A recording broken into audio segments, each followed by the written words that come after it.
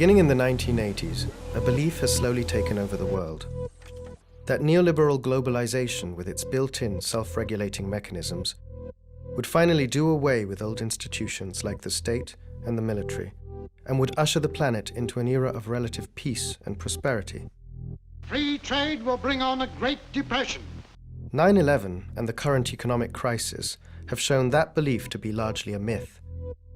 But many signs were already there. Markets have always relied on state power and military might. America's transformation from republic to economic superpower following World War II was accompanied by the creation of a global network of military bases, unlike any other in history. According to the Pentagon's Base Structure Report, today these amount to 716 in 38 countries.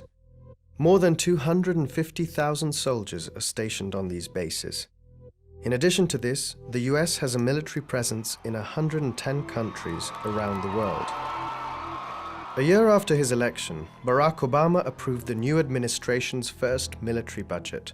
This amounts to $680 billion, $30 billion more than Bush's last defense budget, and almost equaling the $787 billion set aside by the new administration for the economic crisis stimulus package. Why, despite the crisis, does the military budget keep growing? Are crises and military expansion related in some way? When we have different presentations, or sometimes bands that come, or even when we have talent night, if we have people that want to show off their talent, we have a stage. We've done all sorts of things here, from a Halloween party, there's Christmas parties, there's other events that happen here at this center as well. Yeah, they have salsa classes, so I've never taken the salsa class. In the early 21st century, military bases, the network of military bases all around the world, forms the new empire that the United States is trying to build. When you look at the Pentagon's website and their public information, they acknowledge having somewhere over 700 military bases scattered among about 130 countries. That's astonishing. That's astonishing. Most Americans have no idea. There are more than 250,000, more than 250,000 U.S. troops stationed on these bases all around the world. It's not illegal to tape, but I gotta respect the manager's point of view. Those are the movies that we have, and the movies are free. The unit of empire in the classic European empires was the colony. The unit for the American empire is not the colony, it's the military base. Bases are the empire. They're the point of projection of power and expansion of power.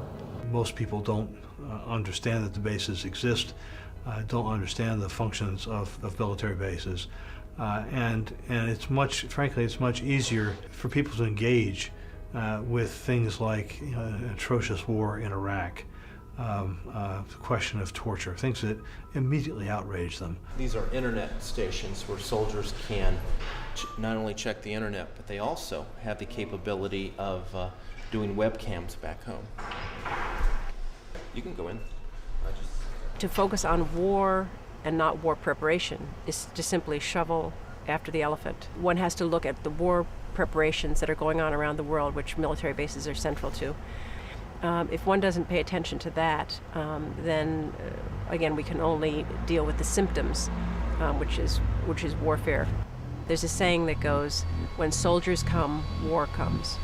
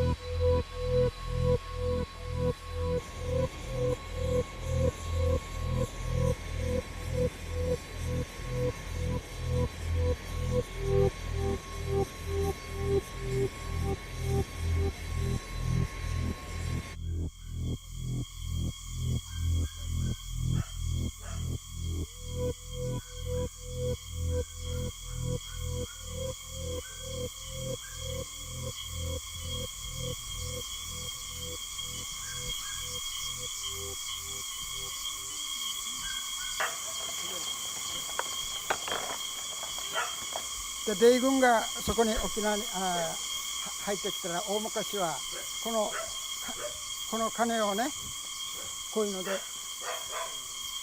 どんどん叩いて追っ払ったと。そしたらヤンキーってみんな追っ払う。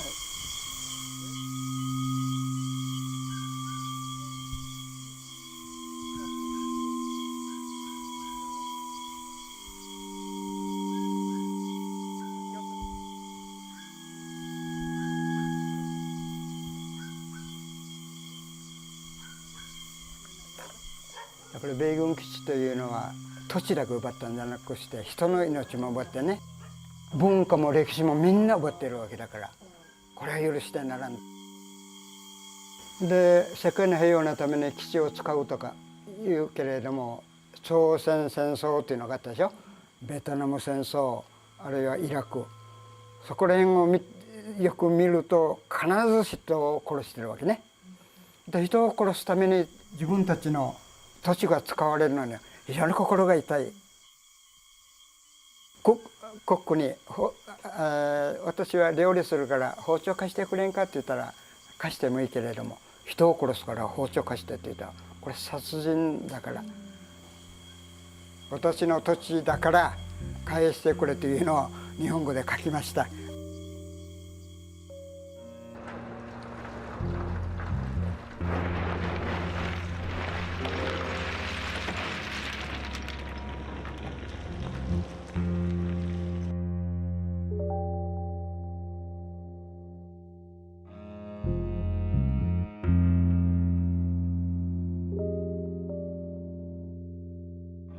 World War II marked the birth of America's global empire of bases.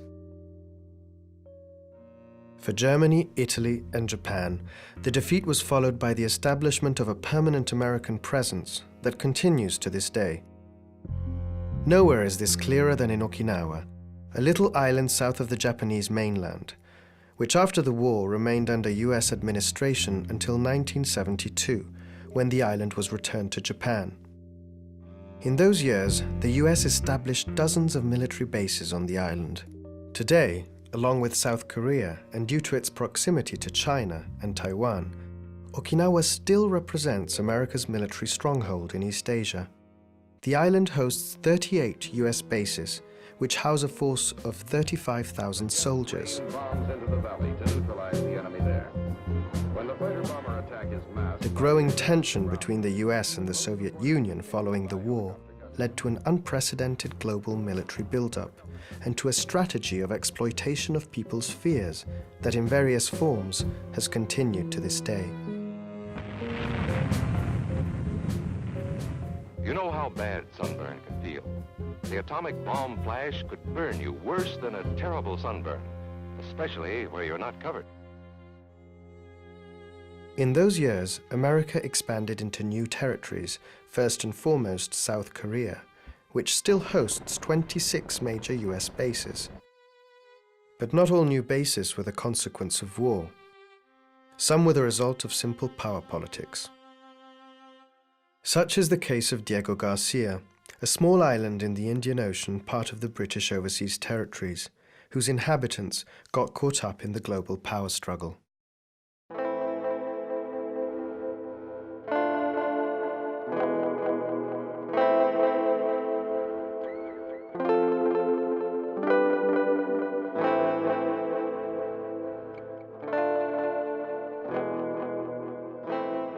Nobody seems to know that Diego Garcia used to have a very considerable population that was all entirely bundled up and shipped out in order to, as the U.S. Navy put it, sanitize the place. The U.S. wanted a base in the Indian Ocean at all cost because of the Cold War.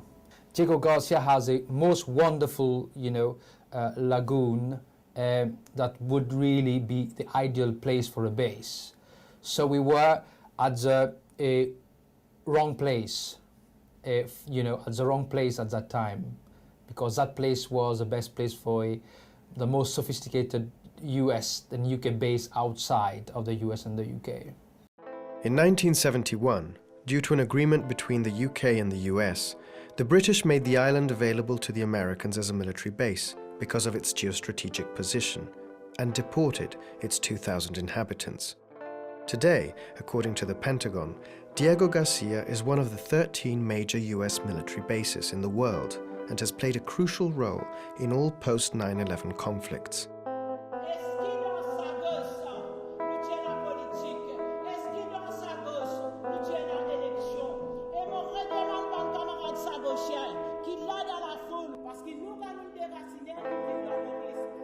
The Diego Garcia exiles today live scattered between Mauritius and the United Kingdom, where for years they have been fighting a legal battle to return to their island.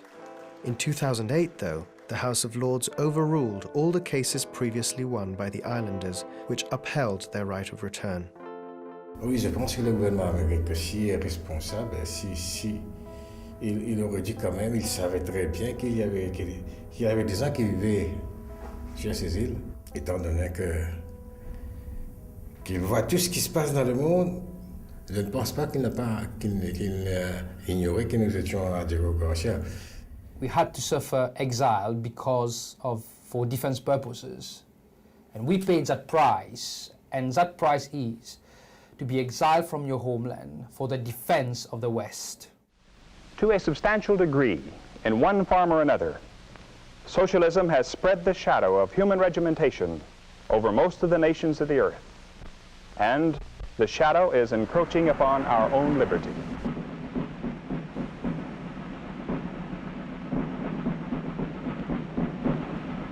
Our business system has continued to provide a better life for our increasing population, in spite of destructive forces which have pounded against our foundation of freedoms with no avail.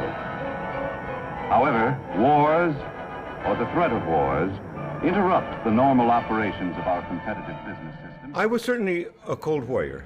I thought that the Soviet Union was a menace. I still do. I still believe that we had every right to try and defend ourselves against the power of the Soviet Union. I began to change. I got new information after the collapse of the Soviet Union in 1991.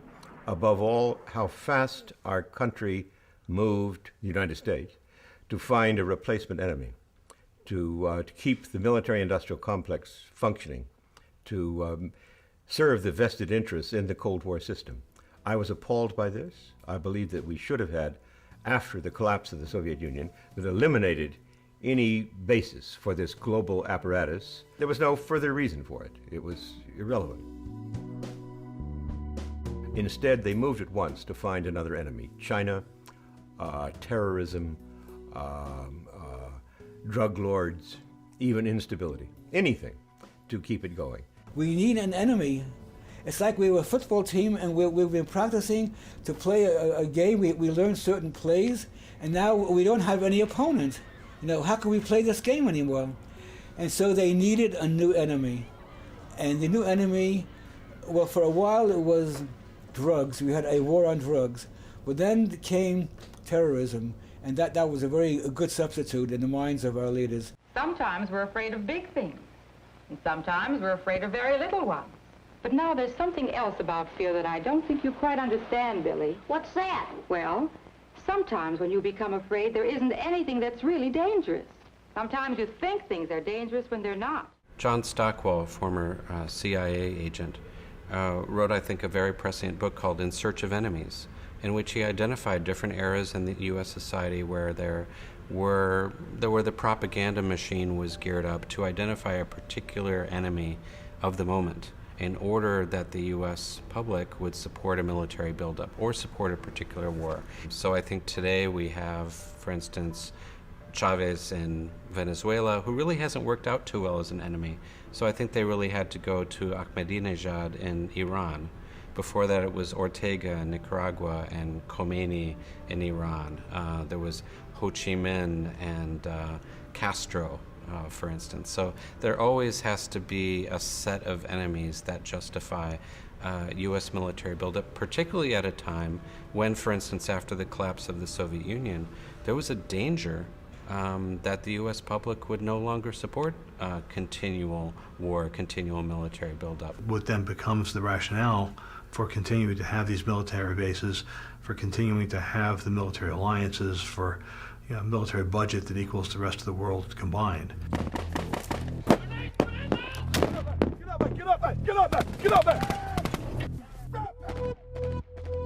What a worldwide network of bases means that you have at your fingertips, if you are the Emperor of the West, the means of perpetual war. There's always somebody we don't like and somebody who must be stopped. Perpetual war for perpetual peace is being the American dream. Once we were launched upon empire, we would never look back. And we would always find a pretext to attack an enemy.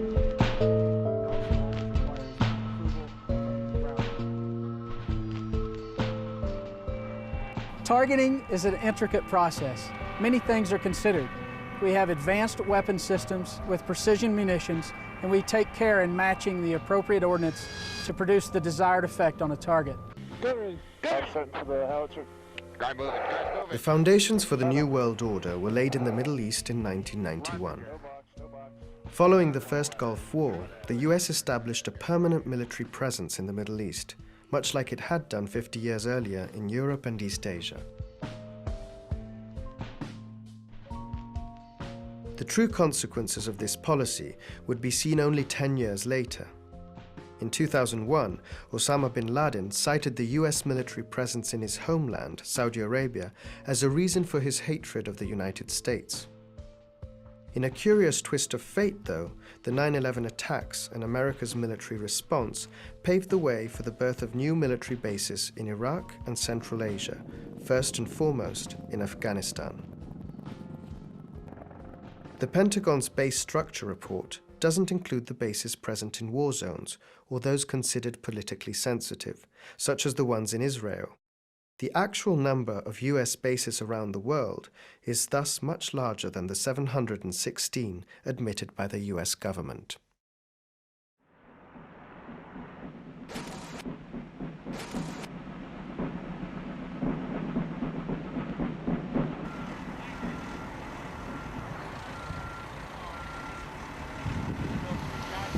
Before engineers and contractors can begin construction on buildings here at the 380th, they first need a good foundation to build upon. We are in charge of keeping the base clean, fence repair, concrete pads. The heavy repair shop is currently working on pouring a concrete foundation for the base's new temporary gym.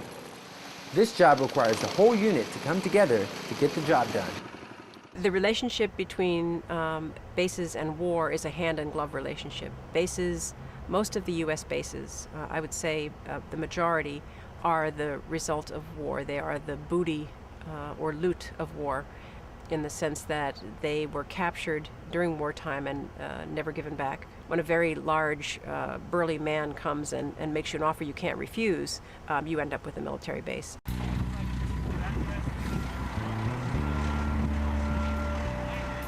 One of the main reasons the U.S. intervenes in various parts of the world is to add bases. Now, for example, following the U.S. bombing of Iraq in 1991, the United States wound up with military bases in Saudi Arabia, Kuwait, Bahrain, Qatar, Oman, and the United Arab Emirates. Following its bombing of Yugoslavia in 1999, the U.S. wound up with military bases in Kosovo, Albania, Bulgaria, Macedonia, Hungary, Bosnia, and Croatia. Following its bombing of Afghanistan in 2001 and 2002, the U.S. wound up with military bases in Afghanistan, Pakistan, Kazakhstan, Uzbekistan, Tajikistan, Kyrgyzstan, Georgia, Yemen, and Djibouti. Following its bombing and invasion of Iraq in 2003, the United States wound up with Iraq. Staying behind, I believe, is actually is the ultimate purpose of many of these wars.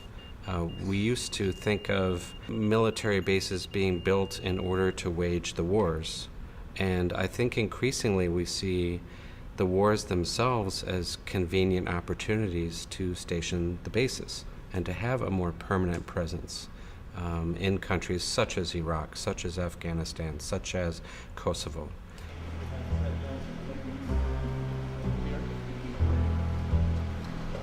Also have some freeways.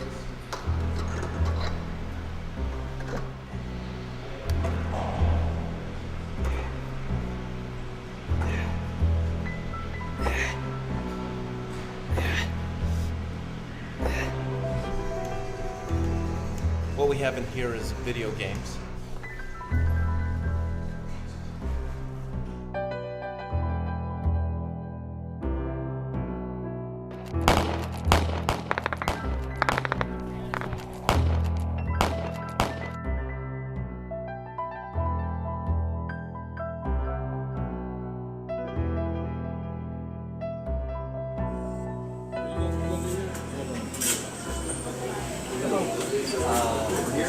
Number 9 and Diet Coke.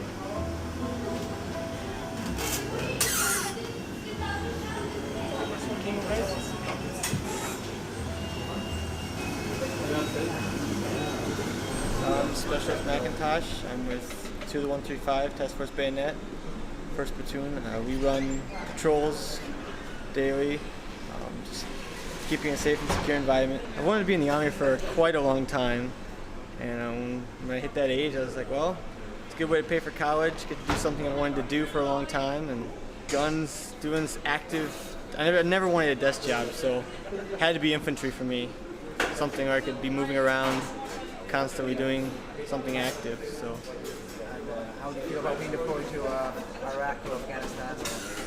I'm nervous, but I'm ready. If I get called to go, I think it'd be another exciting experience for me.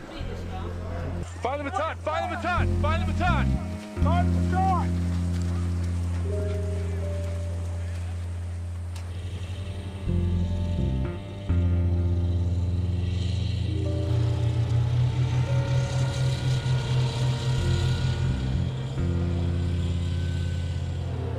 Well, the U.S.-Japan Security Alliance is the cornerstone of America's defense posture in the Asia-Pacific. And you know, the United States is both a trans-Pacific and a transatlantic power. But we couldn't project that power without the men and women who serve here in Japan. As we look at the region, it is at peace, but we have threats like what we hear every day from North Korea.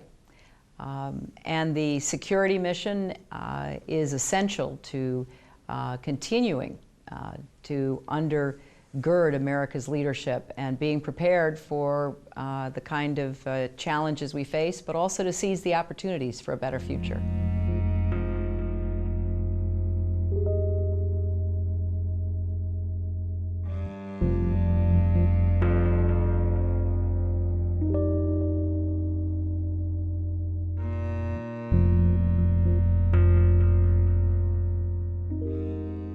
In 2009, after years of local protests, US Secretary of State Clinton signed an agreement with the Japanese government to move the 8,000 troops stationed in the Futenma Air Base to the island of Guam, a US territory.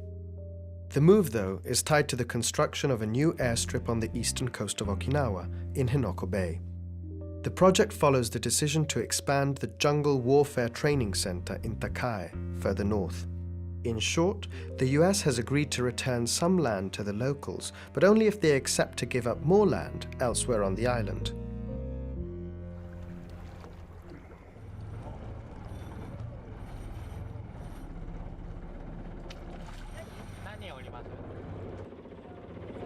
このジュゴの食べる海藻は沖縄県でもですね、ここが一番良好に育っていると言われている沖縄県が認めている場所なんです。サンゴ礁が発達して天然の防波堤の役割を果たしている。海岸線が守られているということと、それと同時にこのジュゴの食べる海藻がここに繁茂するのは穏やかな内海があるからなんです。という米軍の海兵隊の基地です。で、彼らはなぜここに来るかというと、ここがアメリカ本国で海兵隊を没収するパンフレットに使われているわけです。その建物を一部壊してですね、今度はこの海を2000メーター、辺野古の方から大良湾、この岬をまたいで2000メーター埋め立てる計画が今あるわけなんですけど、これらの具体的な、環境や人間へのインパクト、これに対する責任を米国は全く負っていないんです。新たな基地を、この海を埋め立て、この陸地を削って、巨大な空港を作ろうとしている。これは世界的に見ても貴重な生物が生息している場所ですが、それを破壊する影響というのは、この沖縄島のジュゴンというのは東アジアに唯一ある個体群です。孤立した個体群でわずか50頭以下しか今では生きていないと言われています。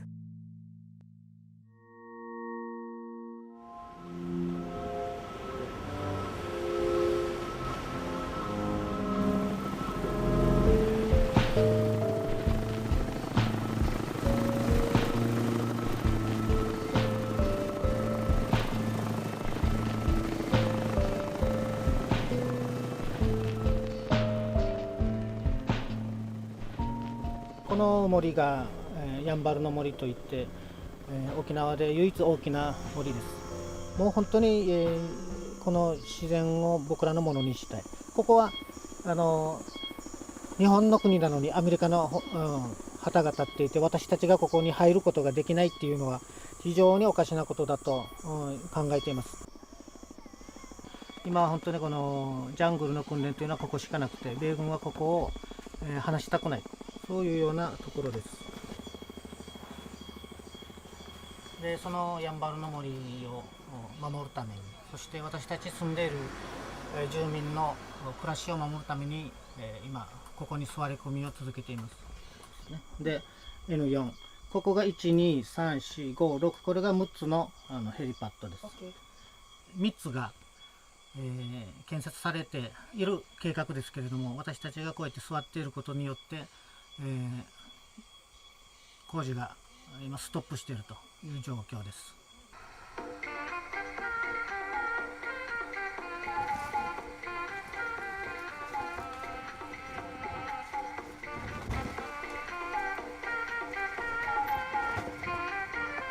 キャンプ宿泊の中で1年間朝から11時ぐらいまで、5時ぐらいから11時ぐらいまでですね、ノーニューベースという看板を持ってずっとやってたこともあったんですけども、その時にやっぱりね、いろいろ話しかけてきた彼らから、その朝の弁当のそのハンバーグとか、だからその別に彼ら自身も若い子なんでね、そのイラク行ってイラク人をこう殺すことを目的としているようには思えなかったんですけども、こういうやっぱり人殺し、人を殺す訓練をこのままにしてはいけないと。そのことを何とか妨げる行動をすればここに4つは作られないと。もう年ですから、だからこれずっと座り込んでるということです。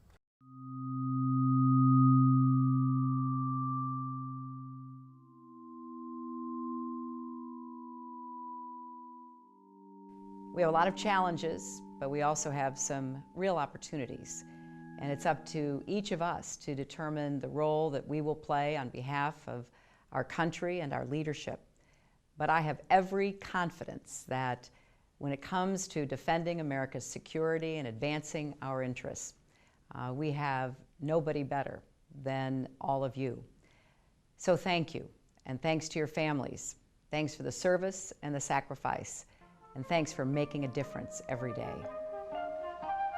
Many of us fuss over how we look. Some don't worry at all, and they're free to do that too.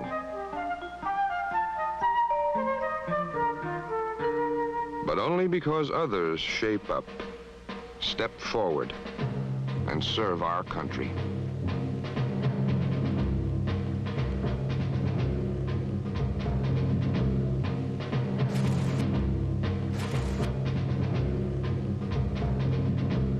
By militarism, we do not mean national defense or the obligation of citizenship for able-bodied people to defend the country in times of national emergency. We mean a way of life, a way of making a living, an ideological position.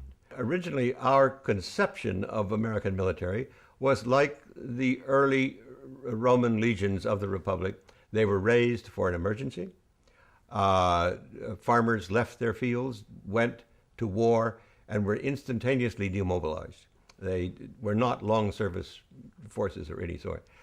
As the Roman Republic slowly, inadvertently, thoughtlessly acquired themselves an empire, they began to realize they needed standing armies. Something like that happened in America after World War II, as we began to build an arms industry and an apparatus to support a huge standing army that subtly altered the political structure of the United States. The authors of the U.S. Constitution made a strong point that the military had to be under the control of civilian leadership, that they always would present a threat to democracy because they are not a democratic institution, they're an authoritarian institution themselves. And so in general, when military institutions become more powerful, their hierarchical values, their authoritarian values come to dominate. And the claims of national security come to be seen as trumping the claims of democratic decision-making. This takes us back to probably the most famous warning in the history of the United States, George Washington's farewell address that used to be read at each opening session of Congress, and that is that the great enemy of republicanism, of Republican liberty, is standing armies. Standing armies destroy federalism. They bring power to Washington, D.C. They require more wealth in order to maintain these armies. These are long service armies, 20 years or so. They have to be taken care of when they become redundant. Things of this sort. It alters the power picture radically, and that's, of course, what ultimately brought down the Roman Republic. Attention all bases, attention all bases. This is Iron Hand. This is a SAC alert.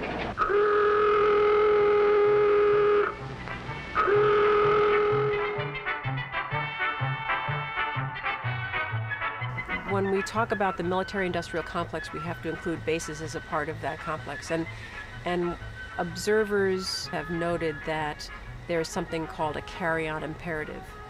And the carry-on imperative is that institutional momentum, and it's based in part on profit, particularly when you privatize. There's a profit motive for these corporations who are helping to build and run the bases and provide the weaponry that is then stored at those bases. There's a huge number of corporations who are profiting by all of the equipment and the operations that go on. To protect the future of America, the defense techniques of tomorrow had to be discovered now. They were discovered in electronics. That is how SAGE and bursting computers into military service. Electronics for combat use means new concepts, new tools, new weapons. You are listening to the heartbeat of the SAGE computer. Every instrument in this room is constantly monitoring, testing, pulse-taking, controlling. Who owns this place? Who owns General Electric? They make atom bombs.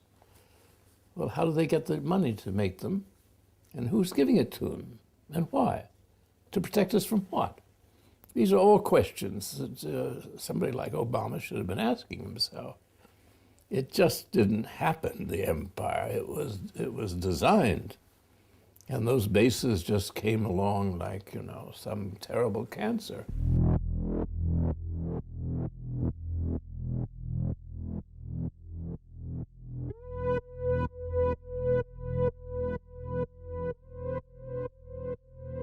When you see how much money's at stake in the operations that go on every day, it's phenomenal. The number of flights that take off from Kadena Air Force Base every single day. Just that one base in that one country on one day will have involved thousands of gallons of jet fuel, repair and maintenance and parts for those aircraft. The rationale for these bases is that they're continually practicing and training and using the equipment and running the personnel through their paces and feeding them and so on. And that is an incredibly expensive operation. This is what President Eisenhower was warning against in his farewell address in 1961 when he invented the phrase military-industrial complex, meaning hidden power, power that was not really under the supervision of Congress, and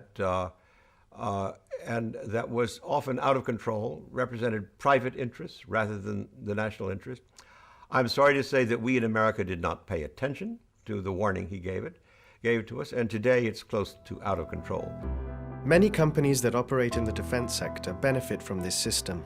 One of these is KBR, tied to the former US Vice President Dick Cheney. In 1999, following the conflict in ex-Yugoslavia, KBR signed a multi-billion contract with the US Department of Defense to build Camp Bondsteel in Kosovo, one of the largest US bases in the world. One of the questions I get asked a lot is about Camp Bondsteel's size, and the general mentioned that. People ask me if Camp Bondsteel is the largest military installation in Europe for the United States. The answer is no. This is certainly a good base and able to support the mission that we have here and the troops, but as you can see, it is designed not to be permanent, and should the time come that it's time for us to leave, we could pack this up and bring the buildings down. In Macedonia, just a few miles away from Camp Bondsteel and from the border with Kosovo, the US is sponsoring the construction of a pipeline called AMBO. The pipeline was initially conceived by a Macedonian architect living in the US and is today pursued by his son. My late father was a designer-builder, an architect of luxury contemporary estates in New York State and Connecticut State in America. And he used to get this question a lot. What do you know about building a pipeline across 3 countries halfway around the world? And his answer was, look at the complexity of the houses I have designed and built, and then ask yourself, what is so difficult about digging a hole in the ground and putting a piece of pipe in it? And the answer, of course, is it's not difficult. What's hard about it is the politics. That the AMBO project seeks to move between 35 and 45 million tons of oil per year for about $1.30 a barrel from the Bulgarian Black Sea port of Burgas to the Albanian Adriatic Sea port of Lori. The fact of the matter is, even at $1.30 a barrel, it's a profitable pipeline and cheaper than going through the Bosphorus Straits. So it's a real win-win situation, not only for the 3 Balkan countries, but also for the oil companies. Everyone wins. It's a win for the environment, it's a win for the oil companies, it's a win for the countries. It has to be built.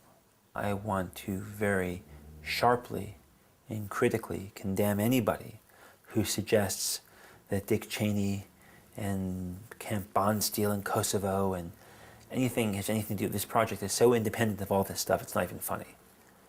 And having been involved in the project from the beginning, I can tell you it's absolutely laughable, the assertions they make that Camp Bondsteel exists to secure the route of the oil pipeline project, or Dick Cheney had anything to do with it whatsoever. So let me be categorical in my denial about this, and I should know, because I've been there since the beginning.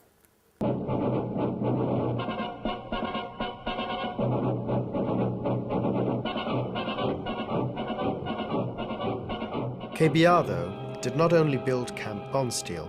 The company was also responsible for the AMBO pipeline feasibility study. And one of KBR's former managers is today CEO of AMBO Corporation.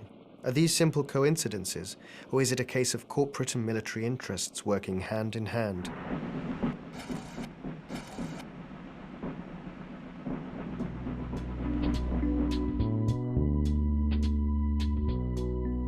The United States consumes 1/4 of the world's oil every day, more than any other country, far more than any other country.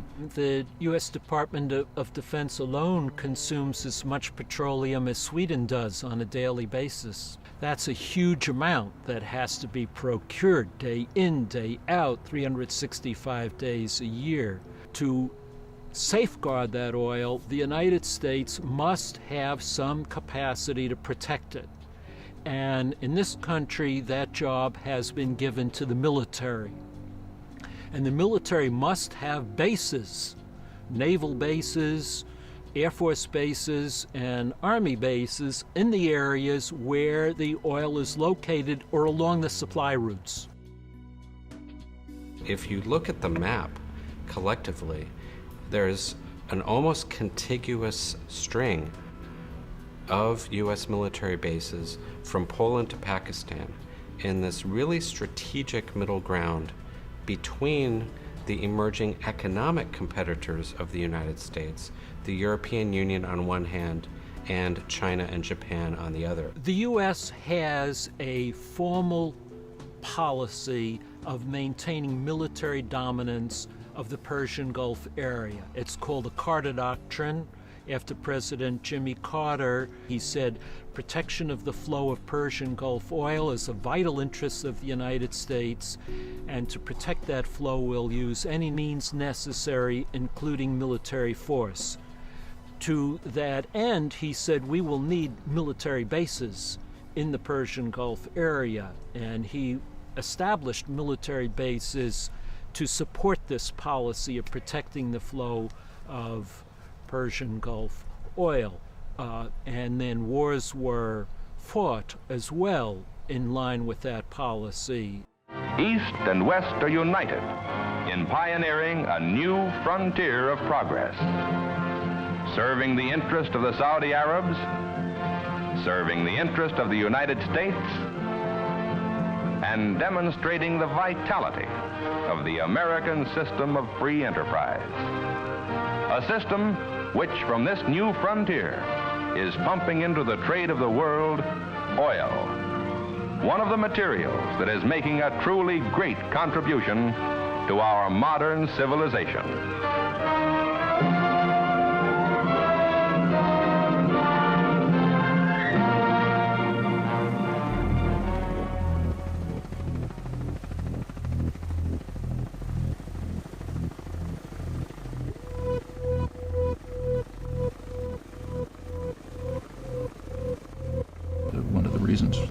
The reason, in fact, primary one for the invasion of Iraq is to ensure U.S. control over the major energy resources of the world. The embassy that's being built inside Baghdad is a city. It's like no other embassy in history or in the world.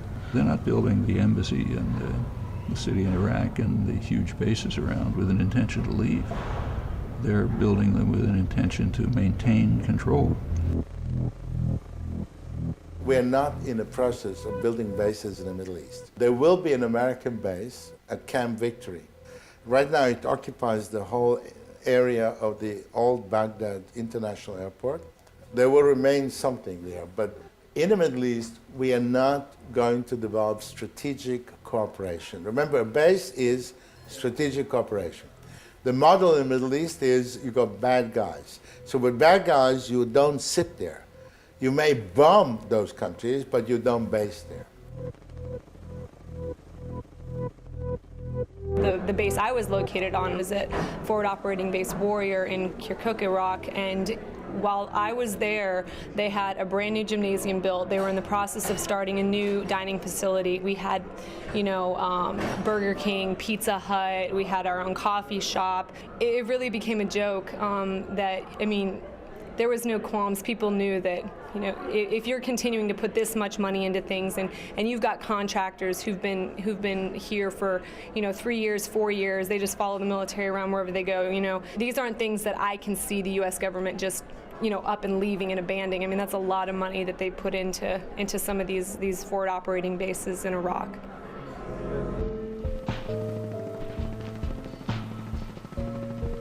Since 2003, the US has built dozens of military bases in Iraq. In 2008, the US and Iraqi governments signed an agreement that states that all foreign troops should leave the country by 2011. The agreement also says that the US will not seek permanent bases or a permanent military presence in Iraq. Obama's Secretary of Defense, Robert Gates, though, has stated that even after 2011, he expects to see several tens of thousands of American troops as part of a residual force in Iraq. Hence, many fear that Iraq may be used as a launching pad for future wars in the region. Often, in fact, bases created in response to an imminent threat have ended up becoming permanent. Diego Garcia, for example, born in the context of the Cold War, is still operational and has played a crucial role in the Iraq War. 3 familles. Me, my dad, and Francesca. 1 bedroom. Très malheureuse. Okay.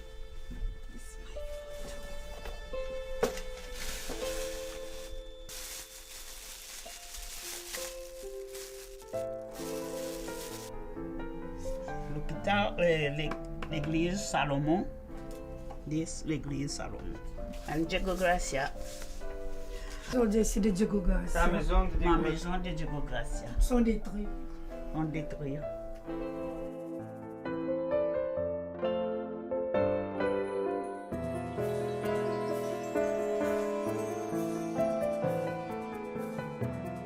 Our children are asking, where were you born, Mom? What is your name? What was the country? What were you doing on this island? And when they think about strangers staying on these islands, and it's not them, it's not for them anymore. They said in their study, feasibility study, that the island is not safe for the people to go there, to return there. But the thing is, Americans are living there, and they have developed the island.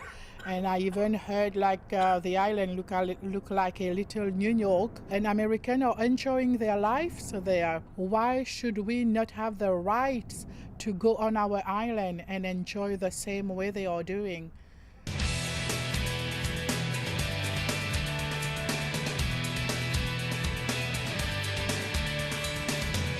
Known by many as the Navy's best-kept secret because of its remote location, Diego Garcia is actually home to about 3,000 residents at any given time. There's also a unique assortment of quality-of-life opportunities to take advantage of on Diego Garcia.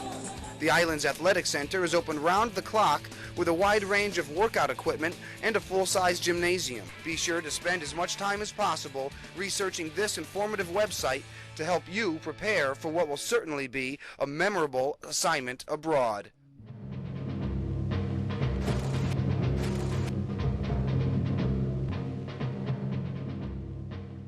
When you try and think about who should be held accountable for the violence that's waged from U.S. military bases, I think there's plenty of responsibility to go around.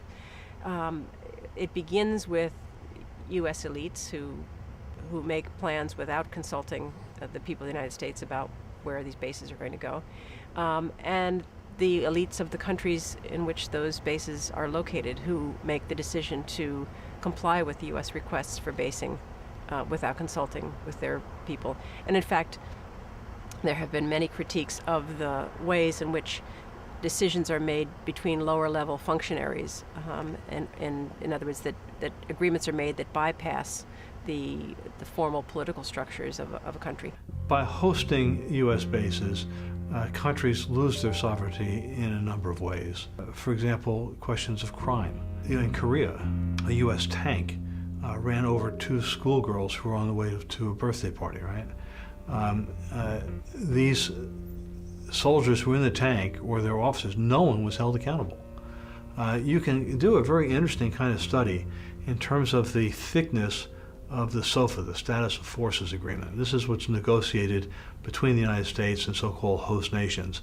And it determines what kind of access the United States will have, what kind of political powers, what happens when U.S. soldiers commit crimes in these countries.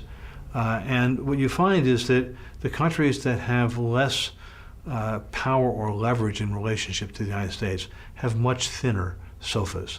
In these countries, you'll find that when U.S. soldiers commit crimes, they're not held accountable. They're not tried under the law of the host nation. They're not put into prisons in the host nation. Often they're just brought out of the country back into the United States or deployed to a war zone because, as they say, boys will be boys, and these guys have been trained to be more aggressive, and so they were aggressive.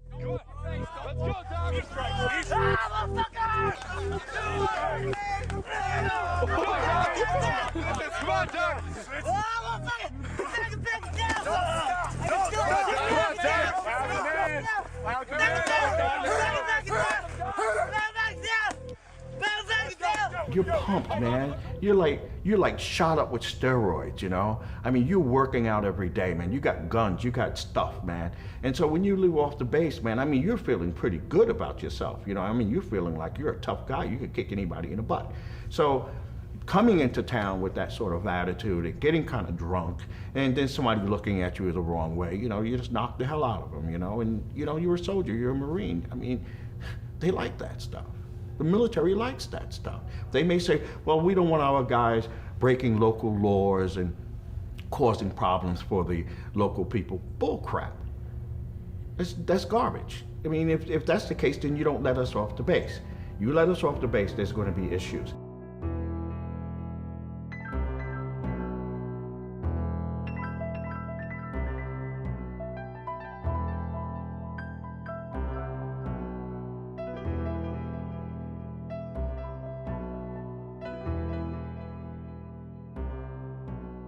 I heard on the news one day about a Okinawan girl had been raped by United States military men.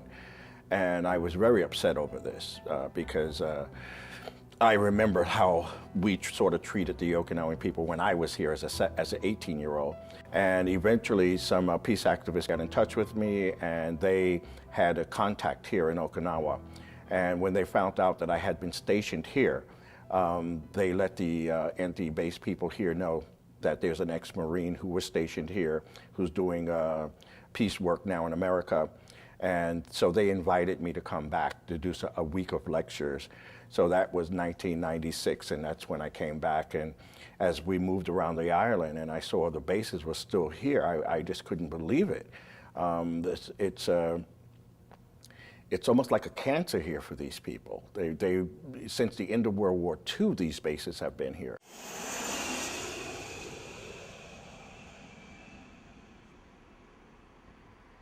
When I came here in 1966 to go to Vietnam, I don't even remember Okinawan people.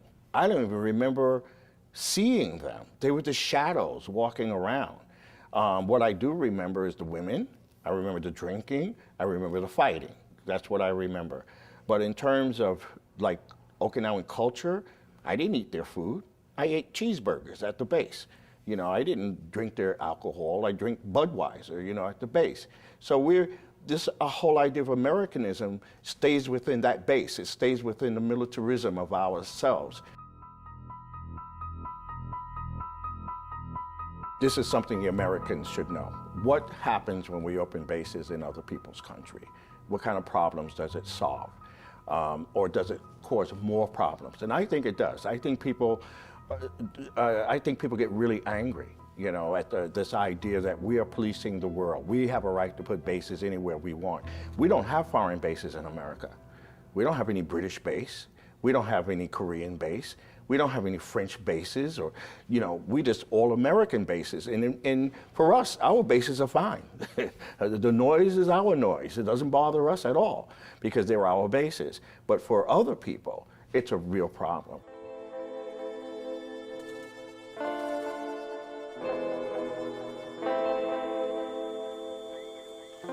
これが今までのね、米軍の沖縄における事件事故のことですね。一番もうどれでも大変なことでしたけれども。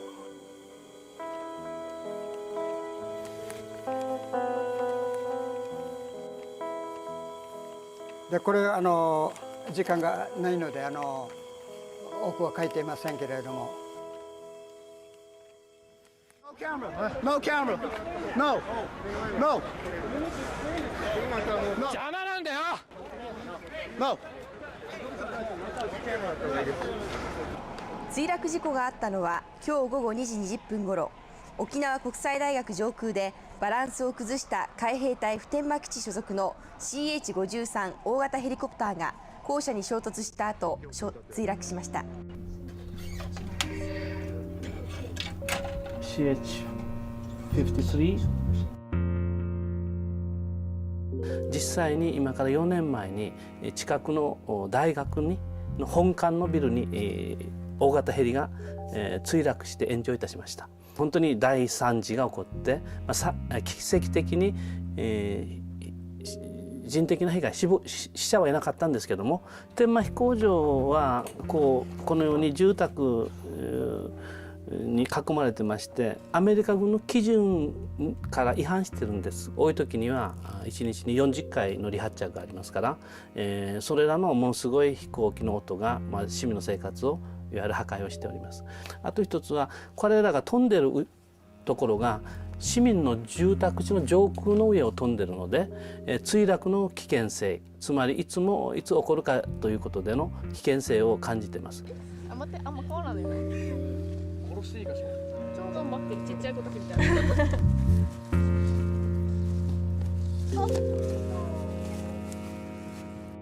この普天間の基地の大きさとかも実際の大きさではないけどさ、だいたいこっちにメートル書いたりとかして、このやっぱりね、周りのところが周りにはたくさんあって。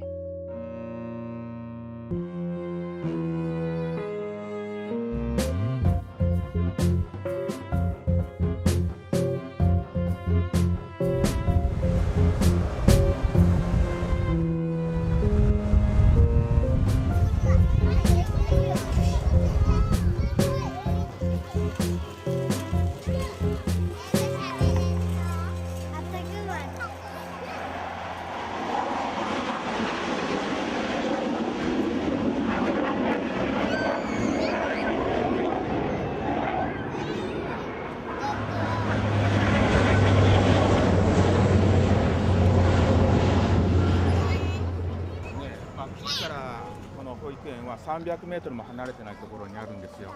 でここはって言って飛行機が離着陸するところなんですよね。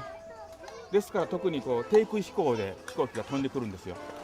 で本当にヘリコプターなんか人の顔が見えるぐらい近づいてきますよ、低空飛行。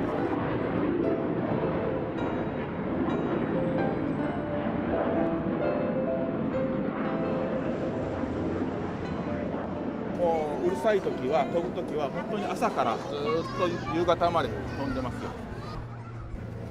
最初の頃は夜泣きがあったりで、園に来るのを怖い嫌っていう子もいたり、沖縄国際大学に飛行機が落ちて、怖いなと思ったんですけれども、あれは大きい人たちが動くからまず自分で避難ができるということ。でもこの子たちは小さいから私たちが守らないといけない。どうやって守ろうかっていう怖さがあります。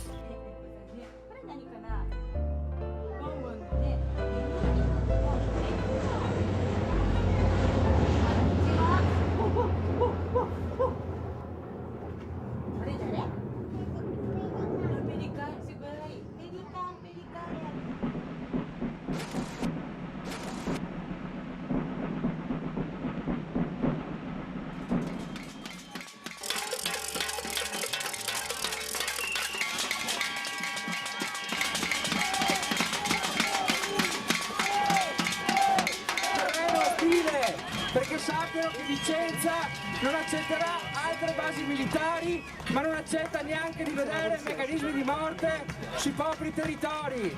E quindi siamo per lo smantellamento di queste strutture, perché chi ha le armi se ne vada ancora una volta a casa. In 2007, the US revealed its plans for a new military base in Vicenza, Italy, just a few miles away from the city's historical center. Vicenza already hosts a US military base, the Caserma Ederle, home to the Southern European Task Force and one of 10 major US bases in Italy. The area designated for the new base is the ex-civilian airport Dal Molin. The plans for the new base include 48 buildings over 20 acres of land. The new base will host the entire 173rd Airborne Brigade, an elite combat force which has played a crucial role in Iraq and Afghanistan.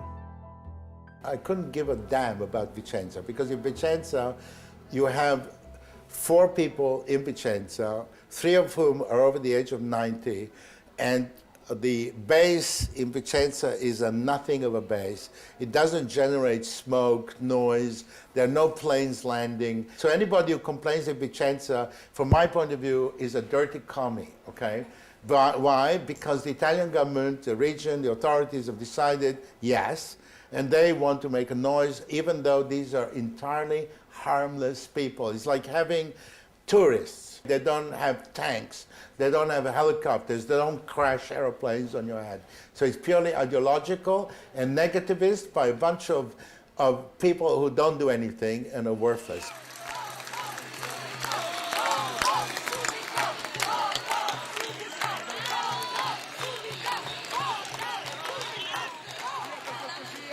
In April 2008, Achille Variati is elected mayor of Vicenza, with the promise of holding a referendum on the new base.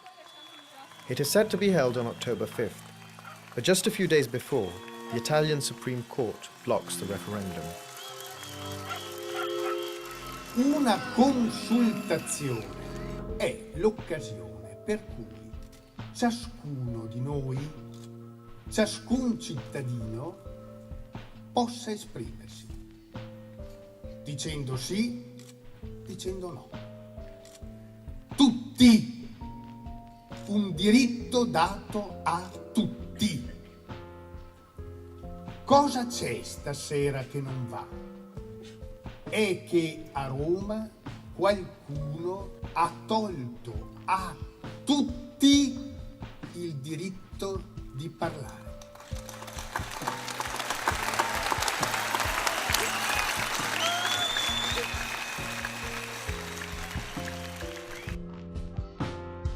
Despite the court's decision, the citizens of Vicenza decide to hold an autonomous referendum, and on October 5th, 95% of the participants vote against the new base.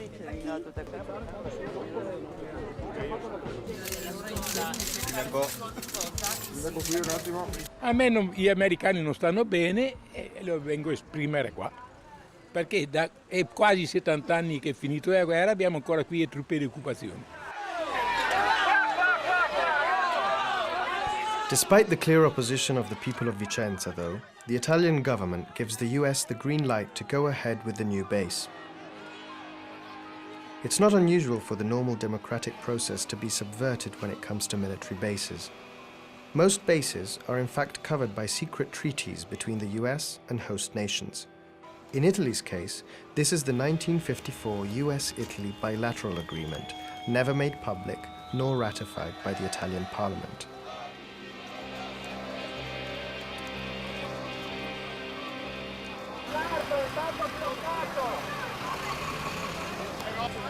Allora cerchiamo, sta arrivando un altro camion, cerchiamo di stare tutti insieme.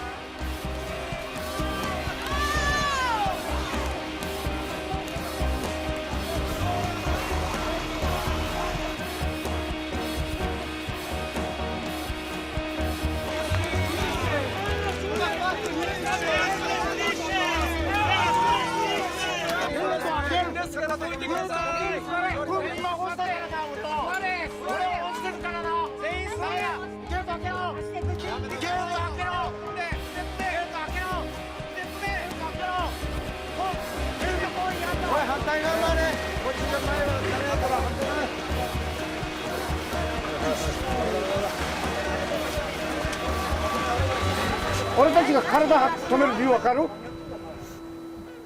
こんな気持ちあなたにわかる？しかしな、僕らこんなにな、日本政府やアメリカ政府にいじめられてきてもな、俺たち沖縄の人がな、アメリカ人をこの歴史の中で殺したことがあるか、殺めたことがあるか、婦女暴行されな、ジェット機は落とされな、ヘリコプターは落とされな、この基地はそういう基地でしょう。この60年の苦しみをな、それに耐えてきているんだよ、僕らは。あなたは任務かもしれないな。我々はここでの歴史的な任務だよ。次の世代にこのような歴史を与えない。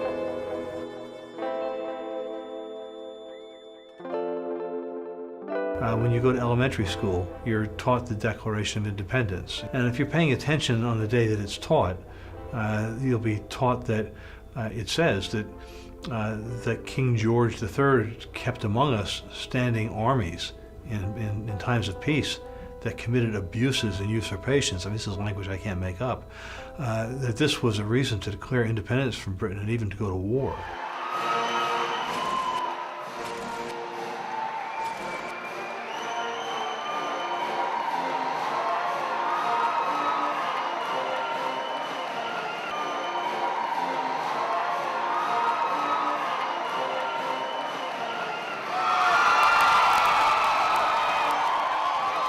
Obama's election was hailed by many in the world as the beginning of a political phase radically different from that of the Bush administration.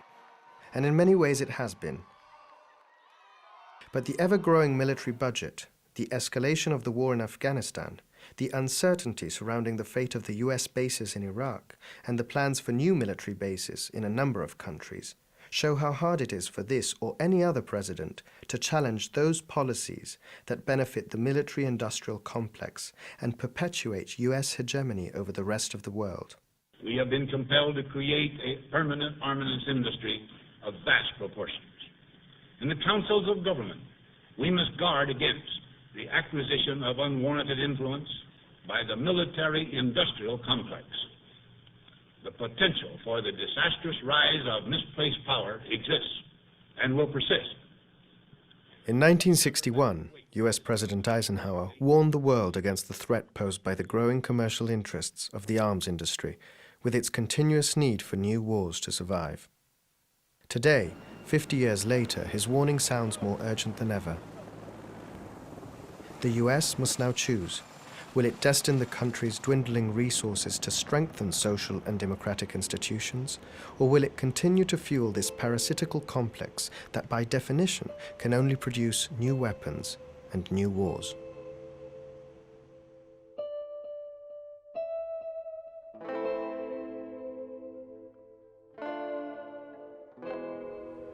ちょうどあっちが私の土地ですけれども、できたらその土地を早めに取り返して、そこを私はみんなにお願いして、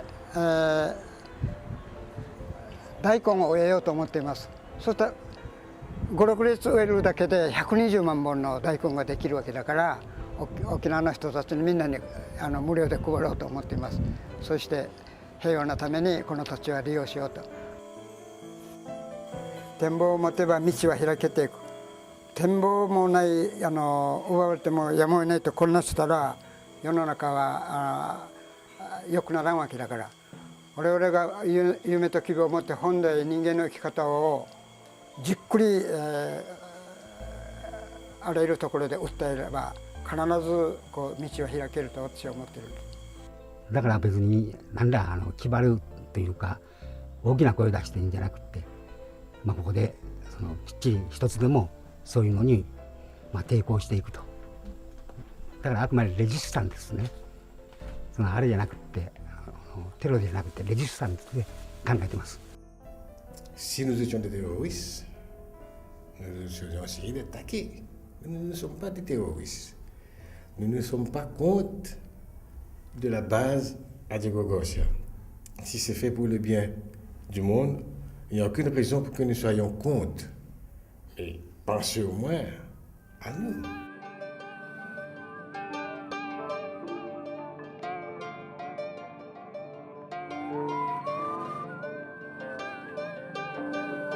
We're here to provide a safe and secure environment for everybody, regardless of what ethnic group they are, and to make sure that people have the freedom of movement, that kids can go to school, that people can go to work, and people can sleep safely. And we would like to see Kosovo develop and continue to grow, and there will be a point where K4 is no longer needed, and we look forward to that day. Okay. Any questions? Anything else? Did you get everything you needed?